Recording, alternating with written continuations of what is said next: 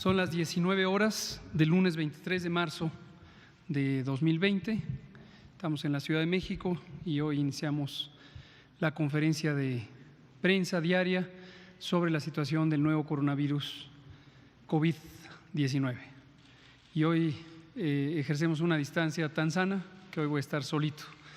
Entonces, nos vamos a centrar en dos cosas. Hoy vamos a aprovechar para recapitular sobre algunas dudas. Entonces, seré más breve en presentar el informe diario de la situación en el mundo, de la situación en México. Recordaré un poco el concepto básico de la sana distancia y las medidas de distanciamiento social, tanto generalizadas como las individuales que puede ejercer cada persona en el seno de su familia o en su vida diaria, y después abrimos a preguntas y respuestas. Entonces, si me pasa la primera imagen, por favor. Aquí tenemos el informe mundial, me voy a permitir pararme para poderlo ver de manera más clara. Hasta el momento, en el mundo, desde que inició la epidemia en Wuhan, China, en los primeros días de enero, hasta hoy, 23 de marzo de 2020, se han acumulado 332.930 casos y, como hemos comentado en varias ocasiones, solo una proporción, en este caso 67%, son casos que se estima permanecen activos, es decir, han ocurrido en los últimos 14 días y por lo tanto son personas que, teniendo el padecimiento, pueden contagiar el virus. Los demás ya son personas que se recuperaron y ya no pueden transmitir, y lo más probable es que la enorme mayoría, si no es que todos ellos, tienen inmunidad, tienen defensas contra el virus, por lo tanto ya no pueden ni contagiarse ni transmitirlo. La tasa de letalidad global la expresamos ahora en manera de porcentaje porque queremos enfatizar un cambio importante que ha ocurrido desde que la epidemia cambió de lugar en el mundo, que es el aumento de la proporción de personas que, padeciendo la enfermedad, especialmente la forma grave, pueden resultar en muerte. Y aquí quiero anticipar que esta medida varía entre países y por lo tanto varía en el tiempo una vez que los distintos países se empiezan a incorporar a la epidemia, porque depende mucho de la oportunidad y capacidad de los sistemas de salud. En México, bueno, ahorita terminemos con la parte del mundo, vamos a explicar aquí también que, aunque la letra está muy chica hoy, pero yo se los digo, Europa está aportando 49% de los casos de las últimas 24 horas y ya le está alcanzando la región de América con 42.5%.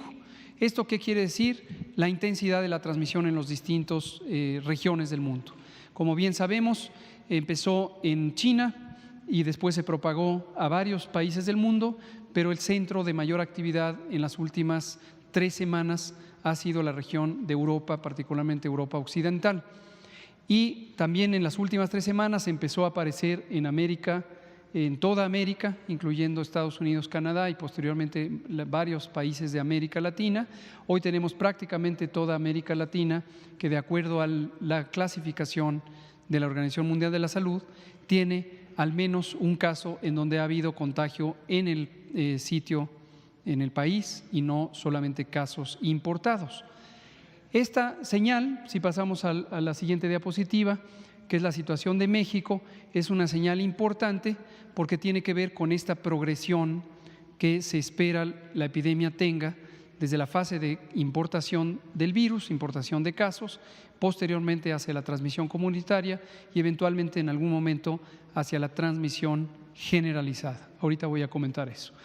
Acumulamos ya 367 casos confirmados desde el inicio de la epidemia. Se han podido descartar, ahí se esconde un número 1, pero son 1.865 los que están en la casilla verde. 1.865 casos han sido estudiados como sospechosos, han sido en su momento tratados o manejados como sospechosos, esto quiere decir puestos en aislamiento hasta el momento en que se detecta y se confirma o bien se descarta porque la prueba de laboratorio resulta negativa. Y en este momento siguen en estudio, antes lo poníamos en una en un fondo amarillo, hoy lo ponemos ya en un fondo azul para no confundirlo con la escala de colores del mapa, 826 casos que han sido, que están en este momento en estudio como sospechosos. Acumulamos ya 4 muy lamentables defunciones, los 2 casos fatales que habíamos anunciado en fechas previas, y se agregan 2 nuevas defunciones, una de una persona residente del estado de Jalisco, de 55 años de edad, que fue anunciada por las autoridades estatales en horas de este día, y otra nueva en la Ciudad de México, un hombre de 71 años. Importante, en ambos casos los antecedentes de riesgo incluían enfermedades crónicas, las que hemos señalado, en particular diabetes. En el caso de Jalisco, una persona que tenía diabetes y obesidad. En el caso de la persona que lamentablemente falleció en la Ciudad de México, un hombre de 71 años que además tenía diabetes e insuficiencia renal. En la escala de colores del mapa, que está representada aquí arriba en esta escala de colores, lo que vamos mostrando es cómo la intensidad de la transmisión empieza a cubrir distintas áreas del país o distintos estados del país, pero sobre todo lo que hemos advertido desde hace algunos pocos días, que la zona metropolitana de la Ciudad de México, que incluye la Ciudad de México propiamente dicha y la zona conurbada, que es territorio del Estado de México, indudablemente va a ser la zona de mayor transmisión. Esto sencillamente porque la alta densidad poblacional de esta región es uno de los elementos que fomenta la transmisión. En el Valle de México reside un poco más del 25% de la población de todo el país, y por ello no debemos pensar que cada región tiene que tener la misma velocidad de acciones o la misma intensidad de acciones de prevención y de control. Desde el viernes pasado acordamos con el gobernador del Estado de México, con la jefa de gobierno de la Ciudad de México, que era conveniente que nos mantuviéramos muy bien coordinados, como nos mantenemos hasta el momento, pero también que la zona metropolitana tuviera la posibilidad de tomar decisiones aplicables a esta región y esperablemente pudiera tener adelantos de algunas acciones que eventualmente pudieran no ser pertinentes todavía para el resto del país.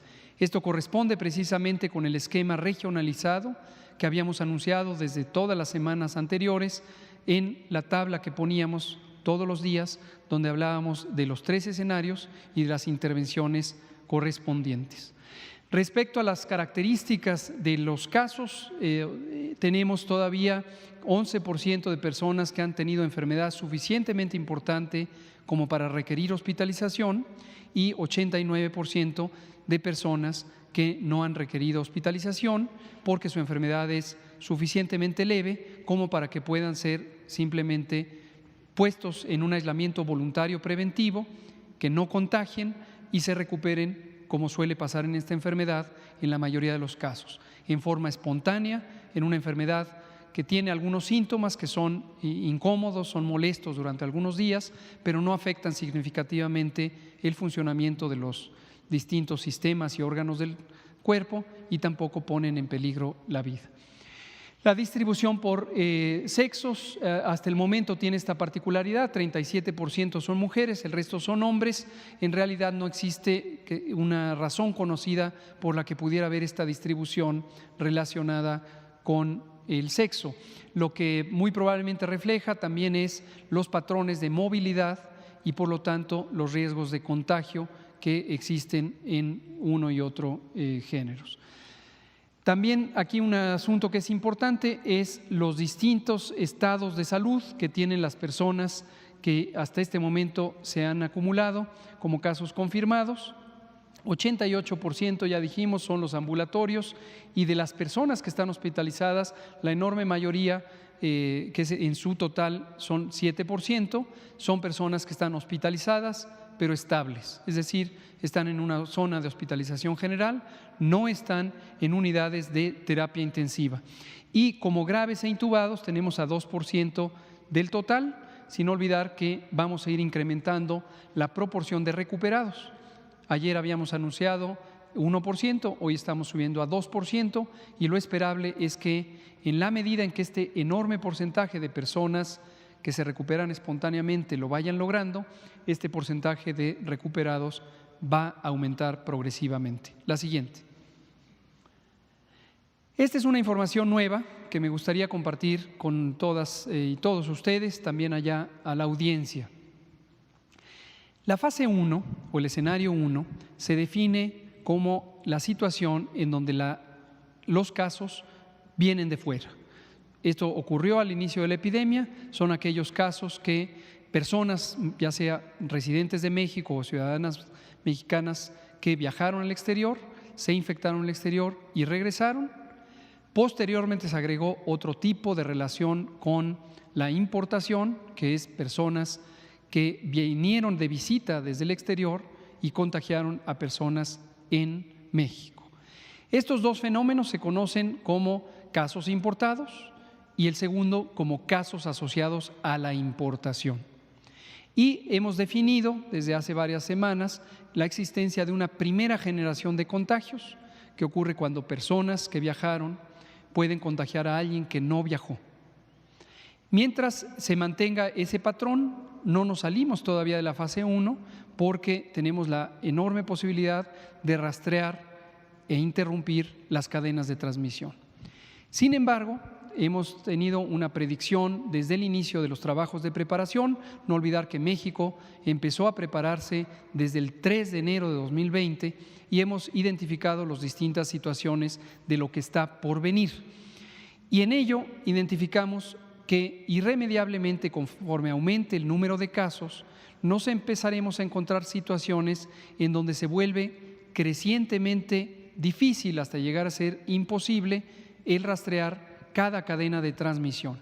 Pero además, cuando ese número de casos empieza a aumentar, ya no solo se vuelve imposible, sino se vuelve muy poco útil el intentar perseguir o rastrear a cada uno de esos casos y cada uno de esos contactos y sus cadenas de transmisión. Esto, y por eso ponemos esta tabla desde hoy, es un proceso gradual. No ocurre de un momento a otro, no ocurre con un caso más. Entonces, lo digo porque la declaración o la identificación de un cambio de etapa o de escenario, por ejemplo, del 1 al 2 o del 2 al 3, es un proceso gradual. No es una situación en donde de un día para otro ya uno pueda decir, aquí ya cambiamos de fase. Lo puede uno decir, pero en realidad es una situación arbitraria, poco realista respecto a lo que está ocurriendo.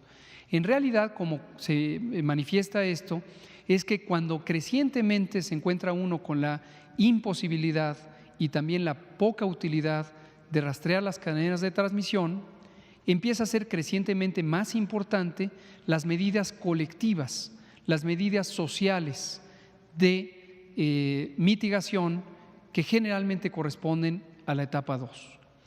En México, como lo hemos dicho desde hace una semana, desde el 14 de marzo, preferimos adelantarnos a las circunstancias, empezando con las medidas de fase 2, justamente 2 semanas antes del momento en el que esperamos que empiece a haber un crecimiento rápido en el número de casos diarios. Regreso a la tabla. Lo que vemos aquí es de los casos confirmados, que son 367, representarían un total, un 100%, 292 aún son casos importados. De estos 367 casos acumulados desde el 27 de febrero, cuando tuvimos el primer caso detectado.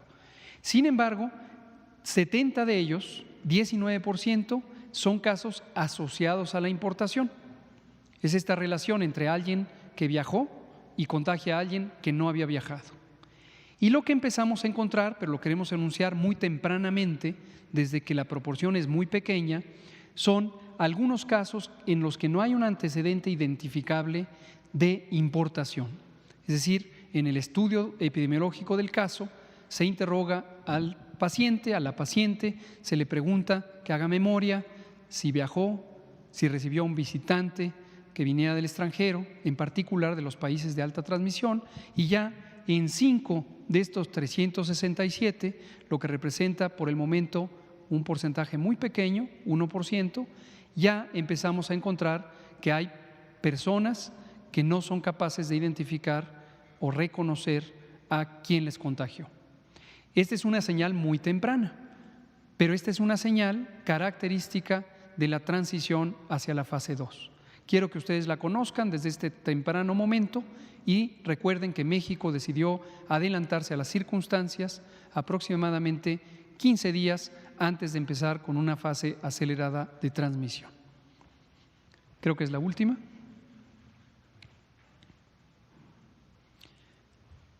Vamos a abrir entonces a preguntas y respuestas. El compañero levantó la mano, luego Araceli, luego usted y luego 3 de esta filita hasta llegar a Mauricio. Adelante, por favor. Gracias, doctor López-Gatell. Carlos Padilla, de la revista Zócalo. Gracias, doctor. Doctor, por las proyecciones que nos comentó usted inicialmente, la epidemia que se convirtió en pandemia surgió, creció y se expandió de China para, digamos, del oriente al occidente, ¿no? Después pasó a Europa, donde se está desarrollando. Y ahora usted nos dice que el 49% de los casos está en Europa, pero el 42% está en América ya. ¿Cuál sería su proyección para las próximas semanas si dentro de algunas semanas Europa se dejará de ser el foco principal y tal vez América se convierta en el nuevo foco importante de expansión y de crecimiento? Yo le pregunto primero eso y también le preguntaría ¿cuántos casos graves tienen registrados actualmente ustedes? Porque desafortunadamente los graves se dirigen algunos casos hacia el fallecimiento, desafortunadamente. ¿Cuántos casos graves tienen registrados ustedes? Y por último, ayer nos dijeron que habían aumentado más de 60 casos, pero nada más aumentaron 16. No. De la comparación de ayer a hoy. 51. 51 más. Sí. Bueno, si me comenta eso, por favor, primero lo de la expansión, si el virus va a crecer de manera desproporcionada en América en las próximas semanas, y segundo, en los números de casos graves, y lo último que le pregunté. Es correcto, Carlos, su pregunta y su observación son muy atinadas. Lo que este virus, como puede ocurrir o ocurre frecuentemente con los virus emergentes, van afectando distintas partes del mundo y también al interior de cada país, de cada estado nacional, en distintas subregiones o provincias o estados en nuestro caso. Esto ocurre porque el virus no se propaga de una manera uniforme, dado que la mecánica de transmisión no es por un medio físico, como pudiera ser el aire abierto o el agua, etcétera, sino es de persona a persona.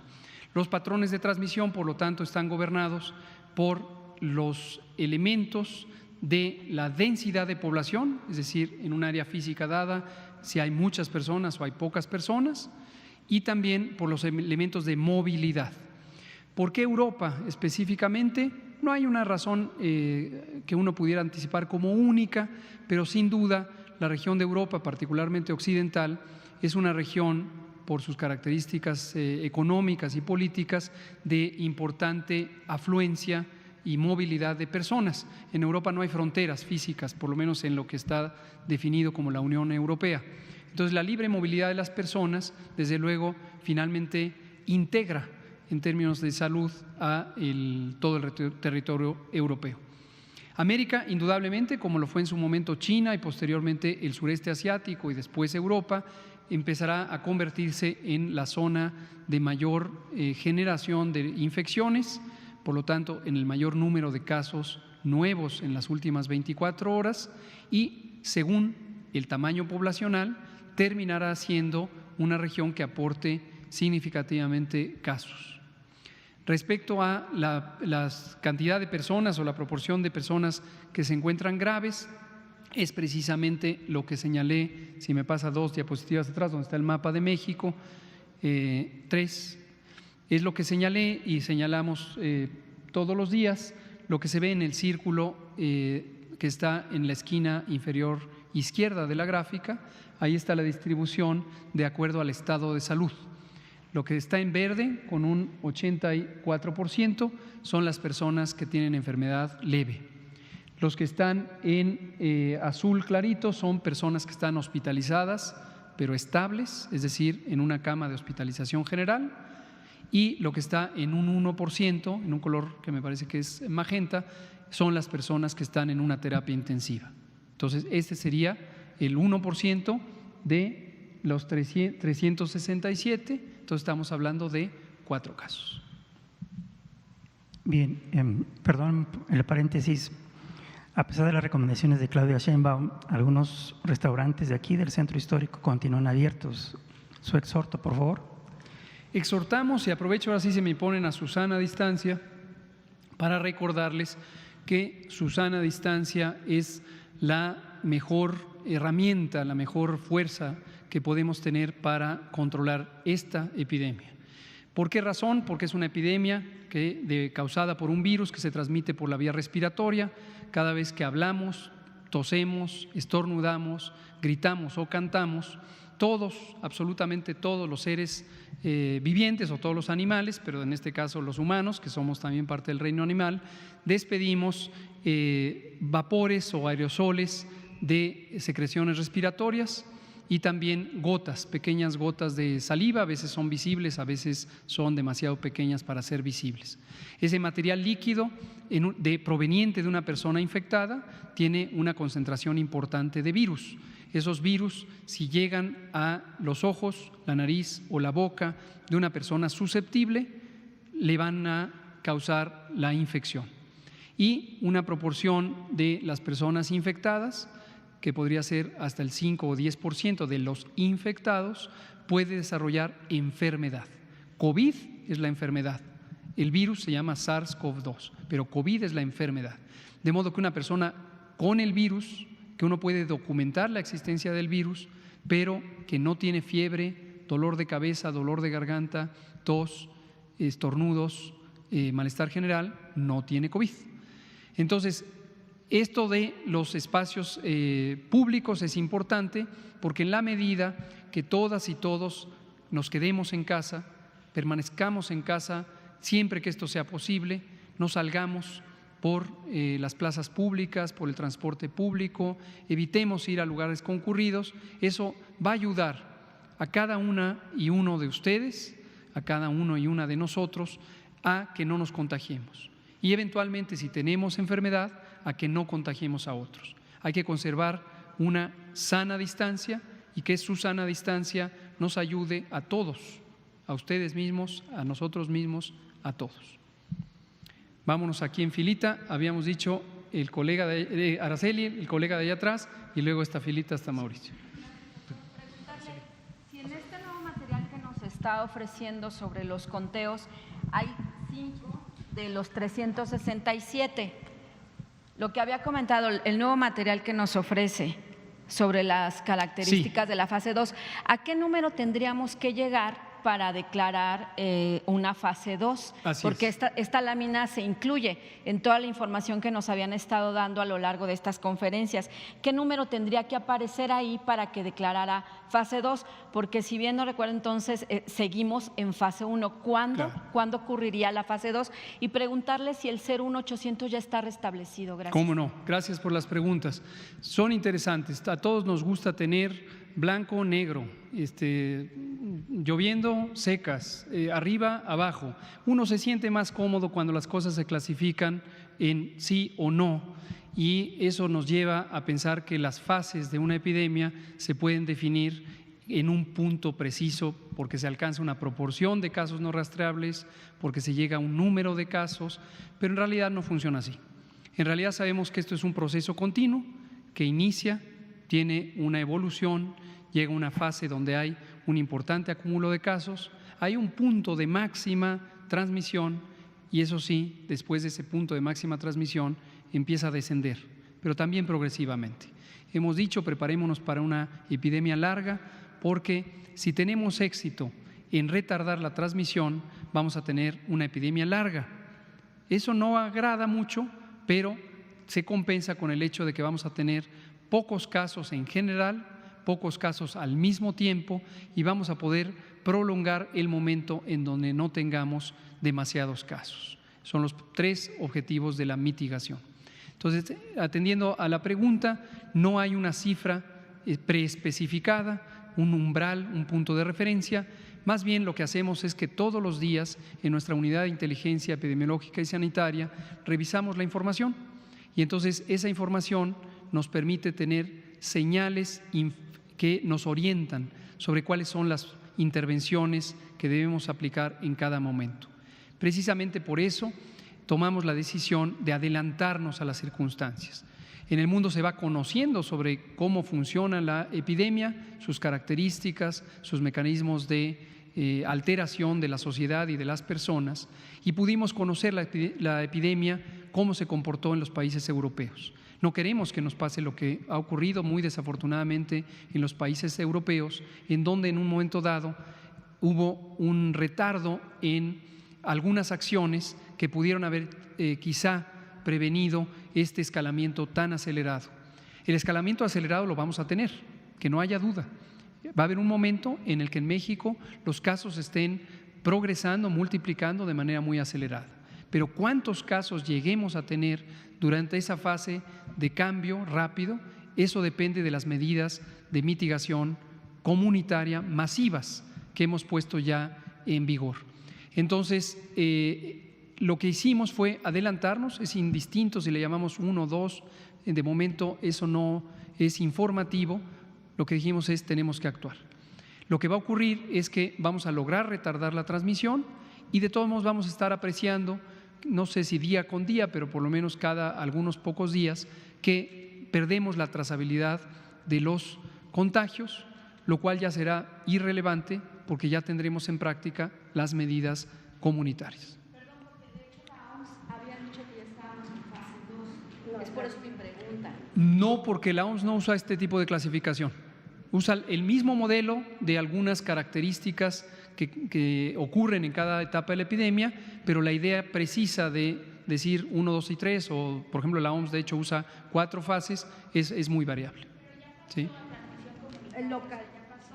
Ya pasó de casos importados únicamente a hoy transmisión local. Ese cambio ya lo hizo. ¿Eso en México qué implica? ¿Ya estamos fase 2, sí o no? A ver, lo retomamos. Esto que hoy se hizo notorio en el informe de la OMS, en el informe diario, atiende a que la OMS solo tiene en ese informe 2 puntos, que son los que aparecen en el mapa. Si nos regresamos, vamos a guardar un momentito a su sana distancia y vámonos a el mapa de la OMS, el mapa global. La OMS solo clasifica de 2 maneras. Solo hay casos importados, es el tipo 1, o además de casos importados hay casos comunitarios. Y de esa manera ha ido coloreando el mapa. La importancia de eso para la OMS, que vela por la salud global, es que le da una mejor noción de la dispersión comunitaria en los países. Nosotros tenemos casos de transmisión en la primera generación comunitaria, como los tenemos ahí documentados, tenemos 20% de ellos, o casi 20%, y para la OMS estos ya son casos comunitarios. No hay ningún problema. Efectivamente son contagios que ocurrieron en el interior del país. Eso no es algo que por el número nos lleve a que un día fijo ya hay una fase 2 o en su momento una fase 3. He dicho, es un proceso gradual y vamos a ir viendo cómo progresivamente aumenta la proporción de aquellos contagios que ocurrieron en el país y se mantiene fija o cambia muy poco aquellos contagios que provienen del exterior. Seguía ahí el compañero y luego nos vamos aquí por la filita. 01800, bueno, ya no es 1, el 800 0044 800 ya sirve desde la semana pasada, nunca dejó de servir, pero lo que sí tuvo es una gran saturación. Y ahora hicimos una expansión, mi agradecimiento a el equipo de Política Digital Nacional aquí en Presidencia y también al ingeniero César Vélez, el director de Tecnologías de Información en la Secretaría de Salud, que trabajaron muy afanosamente para profesionalizar y expandir nuestra capacidad del número de atención a los ciudadanos. Vamos, no, está usted y luego la filita, por favor. Con ¿Qué gusto, tal? Araceli. Buenas noches, Pancho Parra para el Mañana News de La Octava. Dos preguntas. La primera tiene que ver con la parte de la transición de fase 1 a fase 2. La encuesta del doctor Alejandro Moreno en El Financiero revela que al menos en la Ciudad de México hay una gran aceptación a las medidas de su sana distancia, básicamente, rondando de 82% que dicen que sí es necesario no acudir a, más bien cerrar negocios como bares y restaurantes, hasta 94% que dicen no a los conciertos masivos. En ese mismo contexto y para ir mitigando, bajando la curva, diversos gobiernos y disposiciones en la Ciudad de México, en el Estado de México y otros gobiernos locales han empezado a hacer llamamientos casi obligatorios a que la gente no salga, e incluso ciertos gobiernos locales utilizan la palabra toque de queda.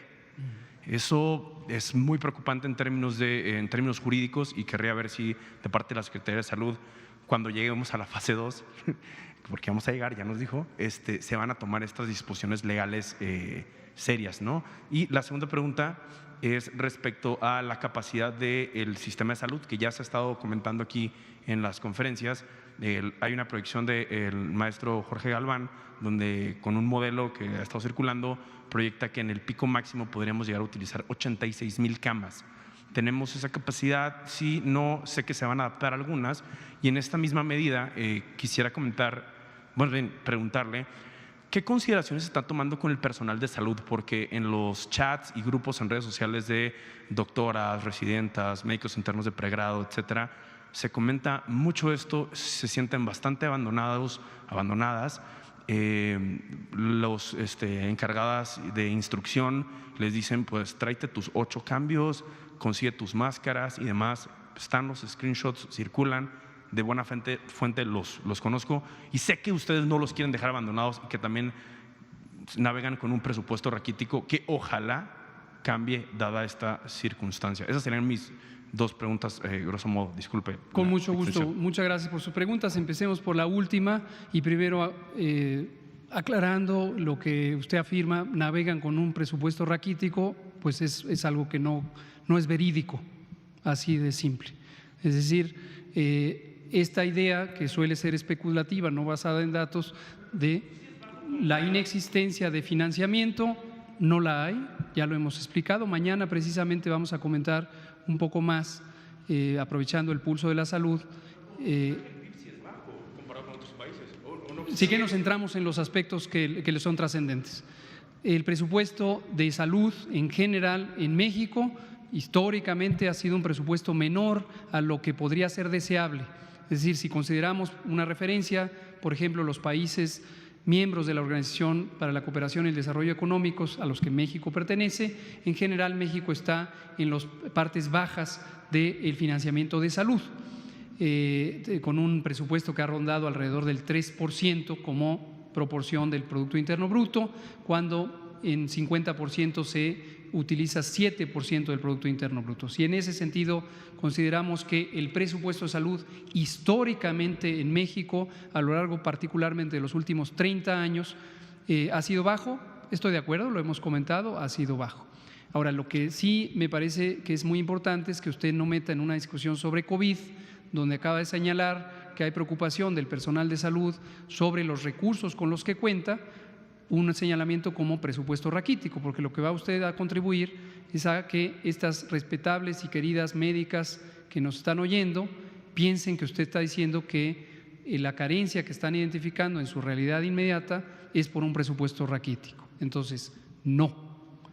El presupuesto necesario para afrontar la epidemia de coronavirus es suficiente y además, lo ratifico, lo hemos dicho muchas veces, tenemos el absoluto respaldo del jefe del Estado, del presidente de la República, para utilizar tanto financiamiento como sea necesario de acuerdo a los criterios técnicos de la preparación, que en México inició desde el 3 de enero de 2020, y la respuesta que inició con el primer caso el 27 de febrero.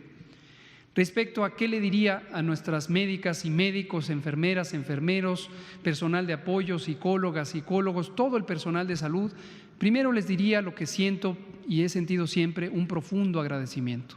El personal de salud, ya sea el que está inmediatamente en contacto con las personas enfermas, pero también todo el personal de apoyo, que es un conjunto muy amplio, son indispensables. Aquí es donde nos damos cuenta, con un fenómeno como este, la importancia de un sistema de salud público, de un sistema de salud gratuito, de un sistema de salud competente, de un sistema de salud no solamente en su parte de atención médica, sino también en su componente de salud pública, las intervenciones preventivas, las intervenciones de control comunitario. Hemos señalado también muchas veces que las epidemias como esta se controlan en la comunidad, se atienden en los hospitales cuando llegan momentos importantes como la fase 2 y 3, en donde empiezan a aumentar el número de personas enfermas que necesitan hospitalización, pero las mayores intervenciones preventivas, la mayor reducción del número de casos y también la mayor reducción de la probabilidad de muerte ocurre por las acciones que hagamos en la comunidad. Entonces, mi respeto, mi admiración, mi agradecimiento a todo el personal del Sistema Nacional de Salud. Sobre lo que mencionaba de las medidas y la aceptación social, es una muy buena noticia. A lo largo de estas semanas, desde que instalamos formalmente los mecanismos de preparación y que dimos la primera conferencia de prensa sobre esto el 22 de enero, recuerdo muy bien que usted me preguntó por qué el 22 de enero o en ese momento están dando una noticia de algo que aún no llega a México, precisamente por eso, porque uno tiene que informar desde antes de que las cosas ocurran, cuando uno empieza a prepararse para que ocurran. Y entonces eso nos ha permitido que la comunidad esté familiarizada con lo que estamos haciendo, por qué lo estamos haciendo, y pueda ver de manera transparente cómo el gobierno mexicano, no solamente el gobierno federal, sino con la contribución de los gobiernos estatales y con todas las instituciones, no solo del sector salud, sino de toda la estructura del gobierno, ha vinculado a la sociedad a un proceso de preparación que es de todos, de todas. Entonces, efectivamente, en este punto en el que estamos teniendo ya esta transición entre la fase 1 y la 2, es crucial recordar que lo que hagamos cada uno de ustedes en su casa, en su trabajo, en el ambiente público, va a ayudar a ustedes mismos, va a ayudar a todos. Conservar la sana distancia, cada uno conservando su sana distancia y contribuyendo a los demás a que nos distanciemos temporalmente y físicamente, pero no emocionalmente, para lograr coordinarnos apropiadamente. Muchas gracias. Vamos por la siguiente fila, por favor. Buenas noches, subsecretario. Hoy el director de la OMS señaló que las medidas de distanciamiento social son defensivas y son insuficientes, y de hecho dijo que para ganar hay que atacar con tácticas agresivas y bien dirigidas, hacer pruebas a todos los casos sospechosos, aislar y cuidar de todos los casos confirmados y poner en cuarentena a los contactos cercanos. Esa es mi primera pregunta. ¿Qué va a hacer México frente a esa declaración de la OMS? Y por el otro lado, ya entendimos que se adelantaron las medidas de fase 2, que hay 5 casos que ya no son de importación, pero ¿cómo le explicamos a la población para que nos entienda y sobre todo que nos crea que vamos a entrar a la fase 2? O sea, ¿cuál es el indicador que le va a decir a usted, que nos venga a decir que ya estamos en fase 2? Ya entendimos que no es el número de casos, que no es de un día para otro, pero ¿cuáles serían esos indicadores que a usted le harían anunciar la fase 2 de la contingencia? Gracias. Con mucho gusto. Respecto a las declaraciones del doctor Tedros Ghebreyesus, director general de la Organización Mundial de la Salud, es interesante porque cada día, según quien interprete lo que él dijo, mira más hacia el tema de las pruebas, mira más hacia las intervenciones de contención, mira más hacia las intervenciones de mitigación, o mira más a las intervenciones de preparación, de escalamiento hospitalario, o mira más hacia las medidas de mitigación en el aspecto socioeconómico, etcétera. La preparación y respuesta ante un fenómeno complejo como es una epidemia requiere enfocar todos los aspectos. Algunos que también aquí hemos comentado es, por ejemplo, el miedo social, la ansiedad. Esta es una reacción humana, natural, que hemos evolucionado con ella, no solo los humanos, sino también las distintas especies animales, como un mecanismo de protección.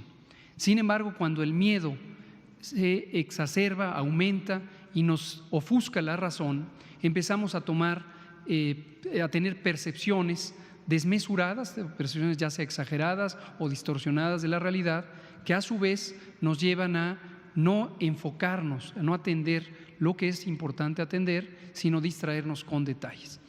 Sobre esto que comenta de las pruebas dirigidas a los casos sospechosos, es exactamente lo que hemos hecho casi todos los países desde el inicio de la epidemia. ¿Cuándo empezó a hacerse eso en México? Antes del primer caso.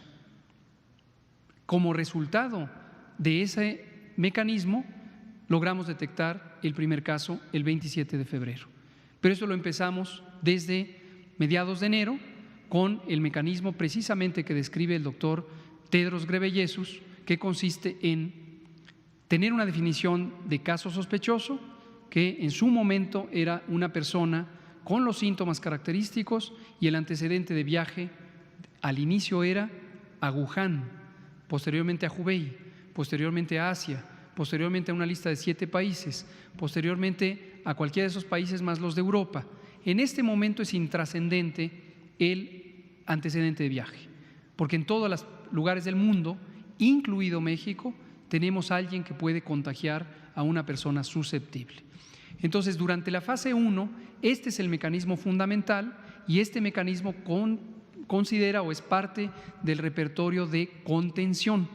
Y la contención consiste exactamente en eso que describió el doctor Ghebreyesus en varias ocasiones y que hemos estado haciendo.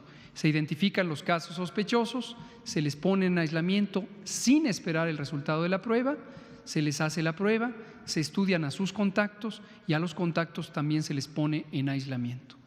Conforme el número de casos y contactos en este proceso que acabo de describir aumenta, ese mecanismo se vuelve no solamente más difícil de ejecutar, sino menos útil, porque empieza a ser tanta la carga de casos que lo que tenemos que tomar es una acción colectiva. Y esas acciones colectivas son precisamente las acciones que son más útiles en la fase 2, donde empieza la transmisión comunitaria, al principio muy poquito y luego progresivamente aumenta. Y precisamente hay una fase mixta de las medidas de prevención y control, en donde coexiste el proceso de contención y empieza a ocurrir el proceso de mitigación. ¿Cuál es más efectivo? Es una pregunta muy legítima. Hay quien prefiere tener una sola variante de las cosas en la vida. Y en este tema técnico, en realidad no es así. En realidad, cada una tiene su momento, cada una tiene sus ventajas y cada una tiene sus grandes limitaciones. Y la combinación apropiada de los distintos mecanismos de contención y de mitigación, así como de vigilancia, es lo que nos lleva a un resultado final que puede ser exitoso. ¿Qué indicador exactamente dentro de esa fase, qué variables tendría que considerar Con mucho gusto usted? se lo contesto.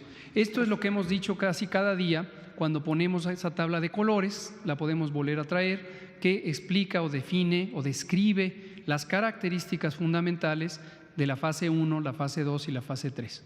En la fase 1 o escenario 1, la mayoría o prácticamente todos en el primer día y progresivamente menos de los casos son de importación. Puede haber casos de transmisión comunitaria, pero solamente en una primera generación de contagio. Yo estoy infectante, contagio a mi familiar directo, pero ya no contagio a nadie más. Ese familiar ya no contagia a nadie más. Eso es la situación 1. Y en general existen algunas decenas de casos.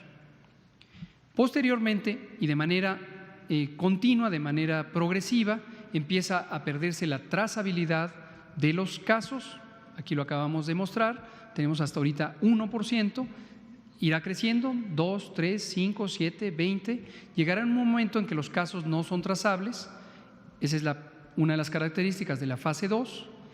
Hay transmisión más allá de la primera generación y el número de casos se cuenta por centenas. Además, los casos se agregan geográficamente y empezamos a tener brotes comunitarios. Brote en una escuela, brote en una colonia, brote en un sitio de trabajo. Finalmente, este mismo proceso, que no ocurre en fases arbitrariamente segmentadas, sino en forma continua, empieza a conglomerar esos brotes comunitarios porque a lo mejor ya no se ocurrió en una sola escuela, sino en 2 o 3, ¿no? Y empezamos a contar millares de casos y ya hay una absoluta imposibilidad, pero además inutilidad de intentar trazar cada uno de los casos. Y ahí sí, el mecanismo de contención ya no tiene sentido alguno, porque lo mejor es privilegiar la mitigación y la preparación de los ambientes hospitalarios. Doctor, pero la OMS ya… Vamos por turnos, por favor. La siguiente. Buenas noches, doctor Gatell. Armando Jefferson, del diario 24 Horas. Son 3 preguntas muy breves. Primera es, ¿por qué varios estados de la República, incluyendo la Ciudad de México y Estado de México, han decretado sus propias medidas de higiene y sanidad? ¿No sería mejor que el gobierno federal tomara una medida en general y que los demás estados confluyeran sobre esa misma? 2, hace rato tomaba, no recuerdo qué diapositiva era, si la 3 o la 4, donde ponía los casos de México, las muertes que ha habido, los casos que están presentes, pero me surge un poco la inquietud si ya se tiene registro de algunos casos que ya estén aliviados. No sé si ya se cuente con esa información o que vaya ya de salida. Y la 3 ¿es viable que el gobierno mexicano siga aplicando las pruebas de COVID-19? El gobierno de Estados Unidos no las está aplicando ya, pero hay especialistas que sí mencionan que se deben de aplicar. Y bueno, anteriormente yo estaba haciendo algunos testimonios en el aeropuerto y comentaban que hay personas que son asintomáticas y entonces las pruebas no recuerdo el nombre con el que se mide la temperatura, obviamente no las registran, pero ya son personas que pueden empezar a transmitir la enfermedad. Entonces ahí, ¿qué medidas se deberían de tomar o qué prevención? Eso sería de mi parte. Con mucho gusto. Vámonos a esa tercera pregunta que hace referencia a algo que también hemos explicado aquí en varias ocasiones. El control de temperatura o el registro de temperatura puede ser un mecanismo parcialmente útil para identificar a aquellas personas que por tener fiebre, por tener temperatura elevada, pudieran ser personas con la infección. Dado que algunas de las personas con la infección o con la enfermedad COVID tienen temperatura, la lógica es, si yo detecto que la tienen, puedo obtener la oportunidad de ponerlas en aislamiento, reconocerlas como un caso sospechoso, hacerles la prueba, estudiar sus contactos. Sin embargo, no todas las personas tienen temperatura durante el curso de su enfermedad COVID, es decir, temperatura elevada, más de 38 grados, pero no solo eso, la duración de la temperatura es variable y también si una persona toma medicamentos que disminuyen la temperatura, por ejemplo el paracetamol, que es uno de uso muy común, puede ocurrir que en el momento en que se presenta al punto de inspección no tenga temperatura. Y precisamente por estas razones, los filtros basados en la medición de temperatura tienen una utilidad limitada, considerablemente limitada. Y esto es lo que nos ha llevado a decir ya en varias ocasiones que si uno tiene que hacer un operativo de alcance nacional o de alcance local para prevenir y controlar una enfermedad como esta, uno debería privilegiar utilizar otros mecanismos más útiles y dejar solo estos como un recurso secundario, complementario quizá, pero no el principal.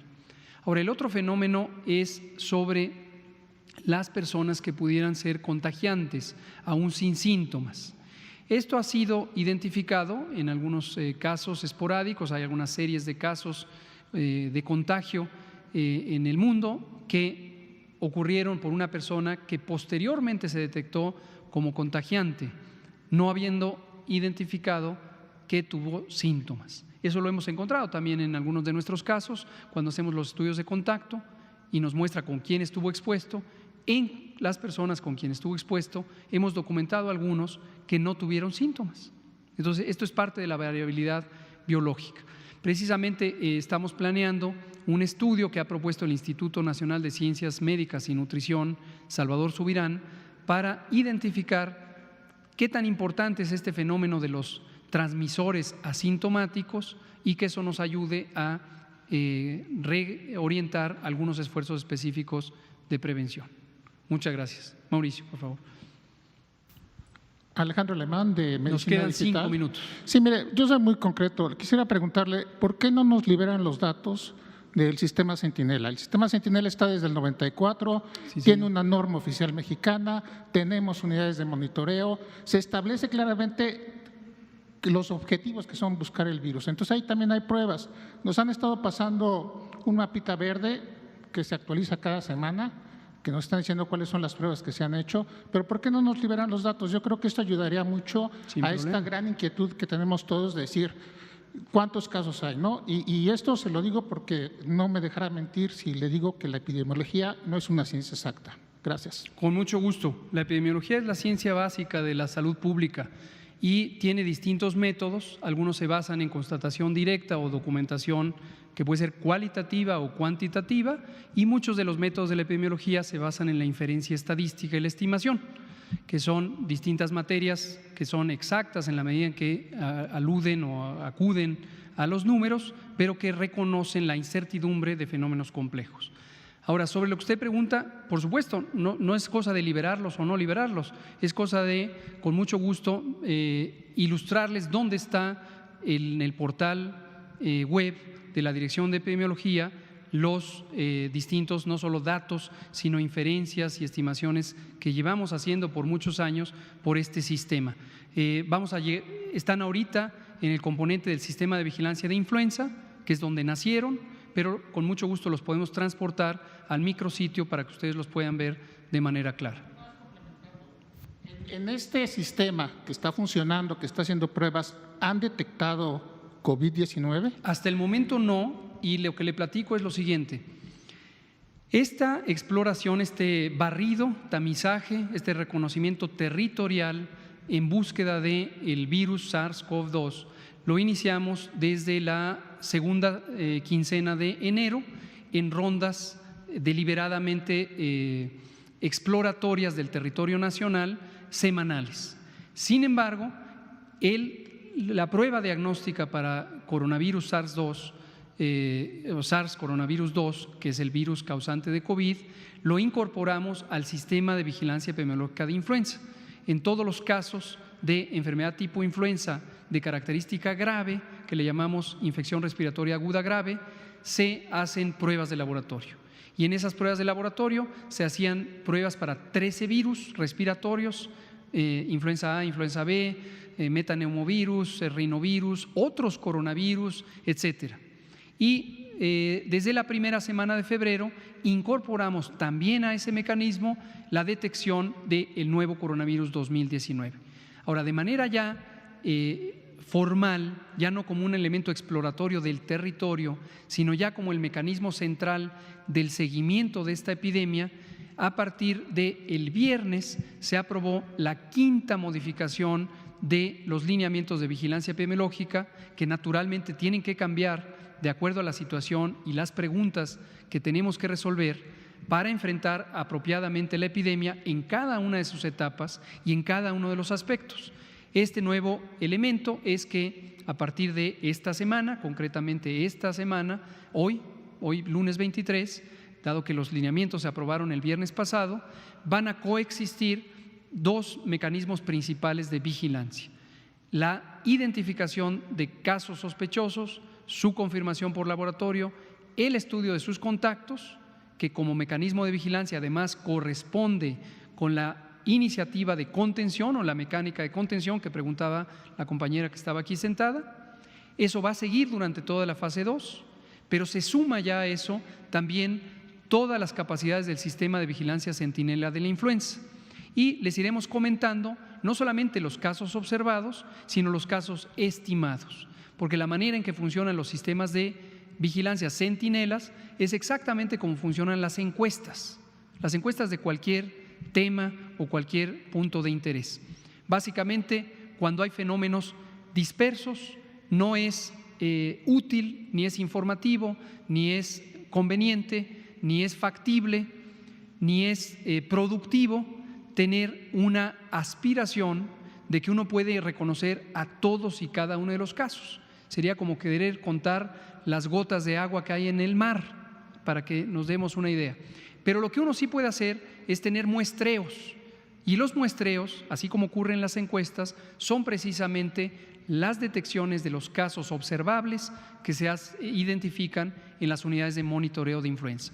Pero finalmente sería completamente iluso y engañoso pretender, así como en una encuesta, que solamente quienes respondieron la entrevista representan al todo, sería inútil pensar que los pocos millares de personas son el todo. Y igual funciona en la vigilancia de influenza. Generalmente tenemos algunos casos, pero conocemos con qué variables se puede estimar la carga de los casos. Gracias. Un minuto, la última pregunta. Nada más para saber el estado de salud de los 3 bebés que fueron diagnosticados, uno en Jalisco. El de Jalisco justamente venía de España, los otros 2 no tenían referencia de viaje, Yucatán y la Ciudad de México. Y bueno, el ejército va a tomar 10 hospitales. ¿Cuáles son? Sobre todo porque al parecer iba a haber 20 hospitales COVID y ya se están, digamos, reprogramando las citas que tenían los pacientes comúnmente. ¿Cómo está el tema? Gracias. ¿Cómo no? Mañana, aprovechando el pulso de la salud, vamos a dar detalles precisamente sobre esto que llevamos una semana y media comentando, desde que el presidente lo instruyó, que consiste en cuál es la colaboración que vamos a tener por parte del plan DN3E, que es el plan de apoyo a la protección a la población civil por parte del Ejército, y del plan Marina. Y ahí vamos a detallar precisamente esta organización de los distintos hospitales para hacer más eficiente la atención. Respecto a los bebés, no llevamos un seguimiento clínico, llevamos un seguimiento poblacional y conforme van evolucionando satisfactoriamente, pues serán dados de alta. Si tuvieran un desenlace desfavorable, que esperamos no sea el caso, dado que han estado razonablemente estables, pues entonces ya informaremos si hubiera un desenlace desfavorable. Muchas gracias.